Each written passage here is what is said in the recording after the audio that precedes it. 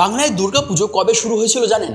দুর্গাপুজো অনেক প্রাচীন, তবে 1500 শতকের প্রথম দিকে খুব সম্ভবত এই পুজোর সূচনা হয়েছিল। দিনাজপুর মালদার জমিদার প্রথম এই পুজো শুরু করেছিলেন বলে মনে করা হয়। তিনি দেবীর স্বপ্নাদেশ পেয়ে এই পুজো শুরু করেছিলেন পারিবারিকভাবে, তবে সেই দেবী দুর্গার রূপ অন্যরকম ছিল। লোকমুখে শোনা যায় এই বাড়ির দেবীর বাহন হচ্ছে সাদা বাঘ এবং সবুজ সিংহ, অন্যদিকে দেবীর চোখ হচ্ছে গোলাকার। 1610 সালে কলকাতার বরিশার রায়চৌধুরী পরিবার প্রথম দুর্গাপুজোর আয়োজন করেছিল বলে উল্লেখ পাওয়া যায়। পলাশীর যুদ্ধে জয়লাভের জন্য 1757 সালে কলকাতার শোভাবাজার রাজবাড়ির রাজা নবকৃষ্ণদেব লর্ড ক্লাইভের সম্মানে দুর্গাপুজোর মাধ্যমে বিজয় উৎসবের আয়োজন করেছিলেন। ব্রিটিশ বাংলায় এই পূজা ধীরে ধীরে বৃদ্ধি পায়। ভারতের স্বাধীনতা আন্দোলনে দুর্গাপুজো স্বাধীনতার প্রতীক হিসেবে জাগ্রত হয়, আর স্বাধীনতার পর এই পুজো পৃথিবীর অন্যতম প্রধান উৎসবের মর্যাদা পায়।